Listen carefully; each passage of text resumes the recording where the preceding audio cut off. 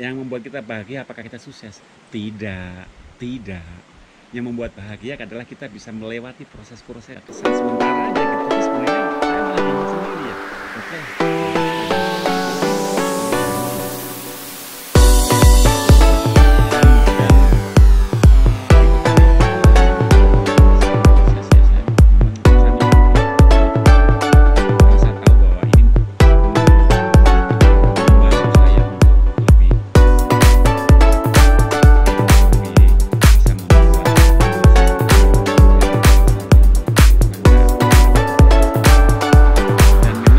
Sementara aja gitu, tapi sebenarnya saya malah bingung sendiri ya.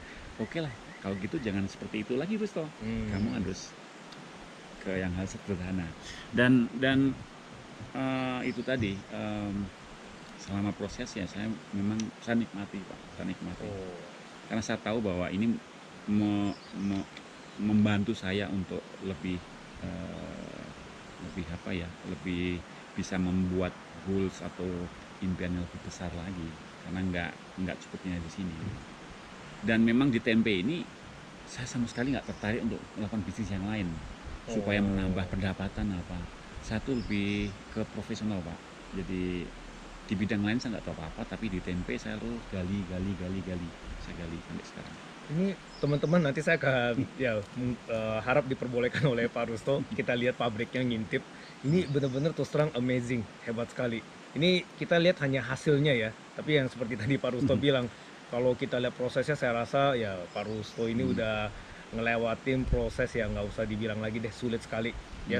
Bangun pabrik itu sih bukan main gampang aja ya, pasti ada perizinannya. Betul, ya. Betul. Tapi bukan itu aja lagi, bangunnya gimana bangunnya ini, terus biayanya dari mana, nanti mungkin Pak Rusto bisa kasih tip juga. Kemudian tentu saja nanti buat packagingnya bagaimana, pemasarannya bagaimana. Wah ini tentu saja bukan hal yang gampang sekali seperti ini. Semoga nanti Pak Rusto bisa cerita sedikit. Ya. Kenapa kok bisa dari Kyoto nyasarnya sampai ke sini?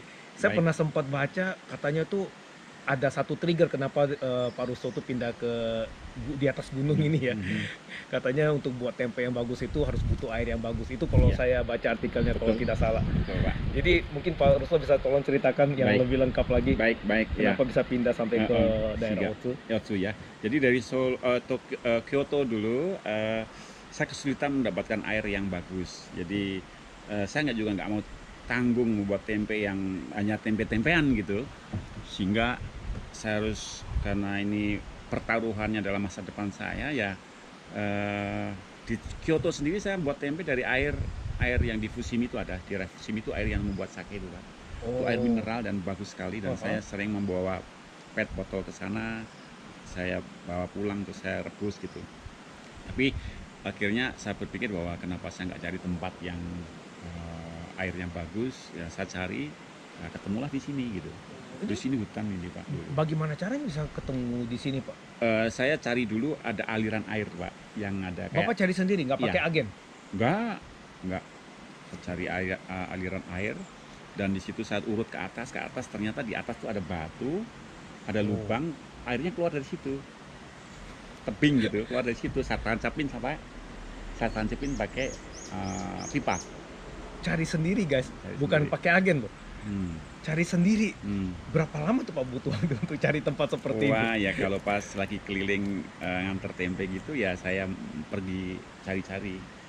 Karena saya mainkan imajinasi, satu saat saya punya pabrik tempe di gunung, jadi sehingga saya mencari pun senang, dapat nggak dapat senang Pak. Itu carinya lama. Sendiri atau sama istri? Sendiri. Dan apa Pak, ini ya saya kira tahu di mana-mana gitu, tahu ya, karena jadi ini tempat kandidat untuk buat pabrik tempe ini mungkin ada beberapa kali Pak ya. Bapak ada lihat sana sini dan akhirnya pilih di sini. Iya. Karena di sini dulu memang seperti pohon-pohon cemara semua di sini full loh Pak. Saya potongin di sini dulu sama ini semuanya pohon cemara, iya. Terus Bapak tebang sendiri? Iya, dan ini rendah dulunya sampai setinggi sana itu. Setinggi yang di sana. Wow. Dan ini saya mesti harus kerja di konstruksi, perusahaan konstruksi itu. Iya. Saya sudah jualan tempe, tapi saya kerja di konstruksi, saya ketemu bos. saya dikasih hadiah tanah. Ya tanah kan kayak piramid bentuknya Pak, tinggi Pak ini. Hah? Ini Bapak tinggi. setelah itu kerja di perusahaan konstruksi. Iya, Terus kerja di sana Bapak dikasih tanah ini. tanah iya, bukan tanah ini. Eh, konstruksi itu membuat mansion, Aha. ya Pak Aha. ya, dan dia buat fondasi. Aha. Kan tanahnya diambil tuh Pak. Oh, Diuruknya oke ke oke sini. oke oke. Oh. Dan tanah ini juga saya beli dulu kan sebenarnya nggak dijual karena ini tanah dari leluhur-leluhur mereka gitu. Oke, oke. Ya, tapi yang saya rayu terus Pak. Begitu ketemu saya bilang semalam sama mimpi gitu. Mimpi apa? Beli tanah kamu. Oh, ini Bapak yang rayu, Bu, nggak pakai istri orang Jepang, suruh rayu. Enggak. Biasa kan orang Jepang sama orang Jepang lebih percaya, tapi dia sama orang asing. Ya percaya juga. malah nggak nyampe kadang-kadang Pak, karena tahu ini nggak bakal dijual gitu. Oh. Gimana coba kalau orang Jepang sama orang Jepang mengatakan bahwa Iya, oh iya. nggak kami jual ini tanah dari leluhur, gimana coba? Oh, begitu. Tapi kan nggak orang kita Pak, orang kita kan nggak mau nyerah hal seperti itu. Terus Bapak ketemu dia sampai berkali-kali gitu. Berkali-kali, karena sebenarnya gini, kalau dia bilang tidak, Iya. yang penting bukan apa yang dia ucapkan Pak, yang Iya. penting pesan kita sampai masuk ke alam bawah sadar dia. Terus dia jual ini semuanya 100% atau sebagian dari tanah leluhurnya? Yang dia punya banyak, dia punya gunung juga. Oh, begitu. Dia kan Sapanto Pak, dan Iya, anak-anaknya iya, juga nggak mau tinggal di kampung. Oh. Dan dia Hebat. memang nggak jual tuh bukan karena nggak butuh uang, nggak jual tuh karena memang ini, aduh ini tanah leluhur ya Iya. masa saya jual gitu. Betul, betul. Tapi Pak, karena memang itu sudah 5 tahun prosesnya itu, 5 tahun itu. Jadi setiap ketemu saya katakan bahwa semalam aku ngimpi loh gitu. Ngimpiin kamu saya bilang gitu. Ngimpi apa? Beli tanah kamu. Sampai dia hafal, saya mau ngomong gitu. Ketemu Oh, gitu, mau ketemu, ngomong apa ya, lagi gitu. kan? Oh, gitu. Ngomong gitu. Artinya saya seneng karena apa? Iya. Sudah masuk di alam bawah I sadar dia. see. Orang Jepang udah tua dia. Udah tua, dan suatu saat ketemu sama saya dan saya cari, kamu bener-bener mau tanah itu untuk apa, kata Indiko. Wah nanti saya buat sendiri pabriknya segala macam saya ceritakan gitu. Ya kalau gitu kita ke notaris katanya gitu. Oh. Wah tapi saya nggak ya uang, nggak siap uang sekarang. Nah, terus ya saya tunjukkan, saya kalau segini ada gitu. Mereka semurah Pak akhirnya. Oh, begitu. Iya. Terus sekarang Bapak udah jadi bikin pabrik ini, terus dia juga masih kontak sama Bapak. Oh selalu saya ajak ke sini, saya tunjukkan ini Wah, lah. seneng dia pasti ya, tanahnya tuh dipakai bener-bener Iya. efektif ya. Oh betul, ya. Sampai bisa turun kan tadi saya naik mobil ini. Wah, Dulu kayak udah keping terjal gitu. Dan memang saya banyak belajar di situ bahwa bukan apa yang dia ucapkan, tapi sebenarnya kalau kita terus menerus kita sampaikan pesan itu, suatu saat itu akan masuk ke alam bawah sadar Pak. Iya, Bawah sadar betul, itu kan betul. seperti file aja gitu. Dan ada momen di mana itu dilepas. Wah, ini guys, terus terang ya, ini really amazing. Hasilnya ada, tapi sebenarnya hasilnya itu saya lihat sih nggak ada apa-apanya kalau dengar cerita dari Pak Rusto ya. Prosesnya ini ya. Jadi dari gimana dia dari Kyoto bisa nyasar ke sini karena dia mau cari air yang bagus. Udah cari ketemu air yang bagus, bukan berarti masalah selesai. Iya. Tapi ada si pemilik tanahnya. Si pemilik tanahnya ini nggak mau jual tanah, tapi dia rayu-rayu 5 tahun ya Pak ya rayunya. Ya. Bisa nggak punya passion seperti itu untuk membangun mimpi? Nih saya waktu itu ada baca artikel menarik sekali. Jadi waktu itu kayaknya pas hujan salju ya. Terus Betul. Bapak nggak tahu lagi bangun pabrik atau ketok-ketok, terus Betul. dari itu ada orang Iya. Jepang nanya, lu ngapain lu Iya, hujan salju di sini kayak ketok-ketok? Iya. Itu ceritanya apa tuh, Pak, Ceritanya waktu waktu itu saya kayak dendam Pak, karena memang saya promosi, saya kenalkan tempe ke orang Jepang, saya ditolak-tolak terus. Itu waktu Bapak udah pindah ke sini, udah pindah ke Kyoto. Iya, waktu masih dalam proses Kyoto, dari Kyoto ke sini Pak. Itu waktu itu Bapak ketok-ketok juga di sini. Di pabrik yang lama. Oh, pabrik yang lama. Bukan di sini. Oh. Pabrik lama masih ke sana lagi. Pabrik yang lama. Jadi sebenarnya dari Kyoto ke pabrik lama baru yang ini Pak. Ini baru ini. Ini baru. Jadi ceritanya dulu kan saya promosi ke Jepang, saya nggak jual gitu loh. Saya kan nggak tahu caranya kayak Jepang yang mesti telepon dulu janjian jam berapa segala Iya, macamnya. Kan bagi saya ya saya mau belajar ke situ tapi berat Pak, karena memang saya yakin pasti ditolak gitu. Iya. Mending langsung ke restoran ketemu bosnya, ada nggak, barangkali dia punya waktu. Saya bawa tempe, silahkan dicoba, digoreng di apa, dan itu pikiran saya gitu. Makanya saya target satu hari itu ya 5 restoran deh atau hotel deh Itu gitu. Bapak lakukan sendiri. Lakukan dari door to door Pak. Tanpa didukung sama istri Bapak orang Jepang. Istri saya masih kerja di bank waktu itu, tempat lain. Jadi saya lakukan sendiri.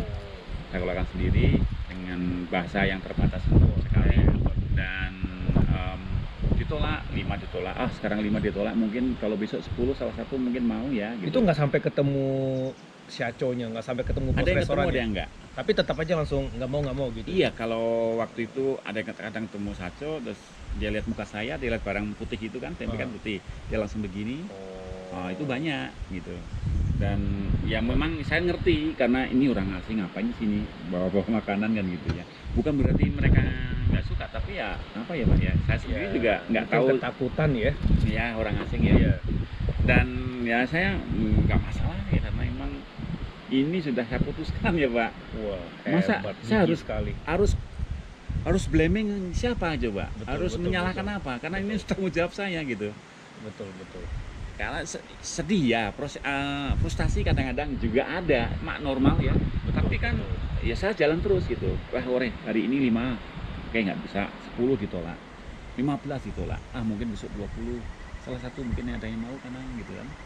Tapi saya nggak juga menolak gitu. Ini hebat ya Pak Rusto ini. Jadi targetnya tuh bukan orang Indonesia ya, jual tempe di sini bukan target orang Indonesia. Mau memperkenalkan tempe ke orang Jepang, mau memperkenalkan budaya Indonesia ke orang Jepang.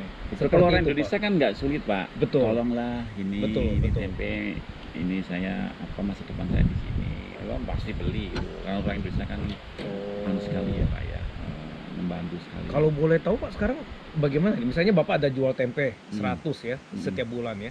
Berapa persen jualnya ke restoran atau orang Jepang? Orang Jepang ya sekitar 70%.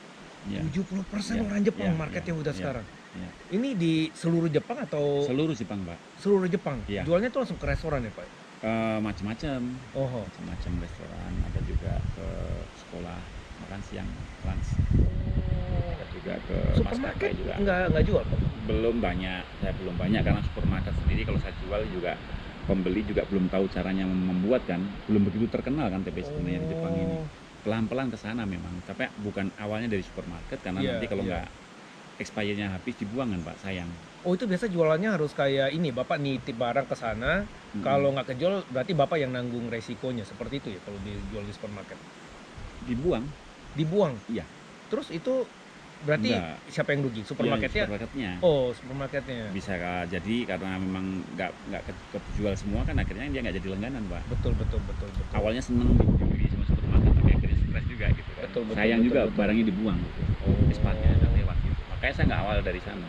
I see. Dan saya mesti apa yang sekarang ini saya nggak begitu ambisi sekali untuk menjual banyak, enggak Pak, karena saya mesti melihat bagaimana perjalanan ini. Kalau saya sudah banyak belajar, saya sudah naik level di sini, ini ngikutin aja Pak, naik lagi ngikutin. Dan yang jelas goal saya waktu saya awalnya mempromosikan tempe itu saya beli peta.